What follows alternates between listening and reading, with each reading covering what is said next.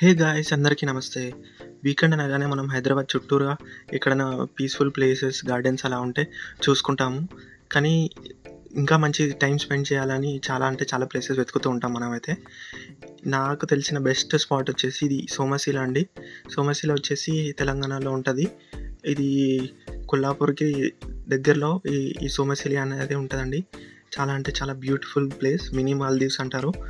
చాలా మంచి ప్లేస్. నేనైతే ఖచ్చితంగా రికమెండ్ చేస్తా ఇక్కడికైతే వెళ్ళామని. మేమైతే ఈ సోమశిలకి అయితే విజిట్ చేయడానికి వెళ్ళామండి హైదరాబాద్ నుండి బై బైక్.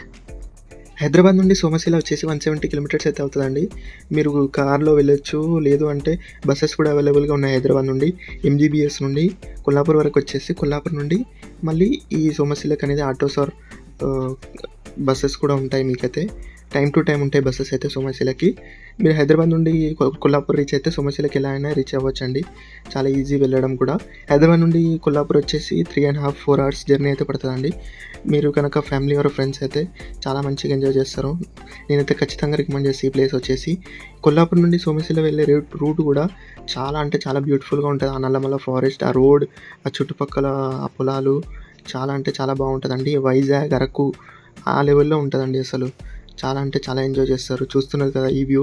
మేమైతే రీసెంట్గా వెళ్ళినప్పుడు నేనైతే ఈ వీడియో తీశాను. చాలా బ్యూటిఫుల్ ప్లేస్ అండి. నల్లమల్ల ఫారెస్ట్ కానీ, అక్కడ కృష్ణా రివర్ కానీ చాలా బ్యూటిఫుల్గా ఉంటుంది. మీరైతే ఖచ్చితంగా ఎంజాయ్ చేస్తారు. మేమైతే అక్కడికి బైక్ ద్వారా వెళ్ళామండి. చాలా బాగా అనిపించింది మాకైతే. ఆ రోడ్స్ కూడా అసలు ఏదో అరకు వచ్చిన ఫీలింగ్ అయితే వచ్చిందండి మాకైతే నిజంగా.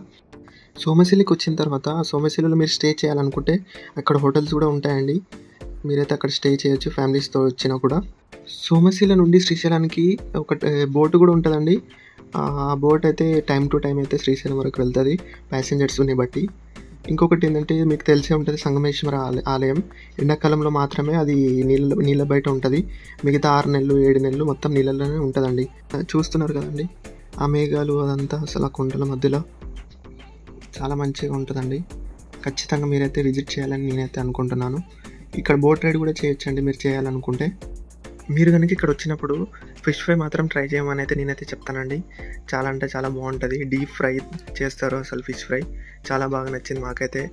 మీరు కూడా ట్రై చేయండి, ఖచ్చితంగా నచ్చుతుందని నేనైతే అనుకుంటున్నాను. ఇదండి ఈరోజు mini vlog, mini Maldives. Thank you.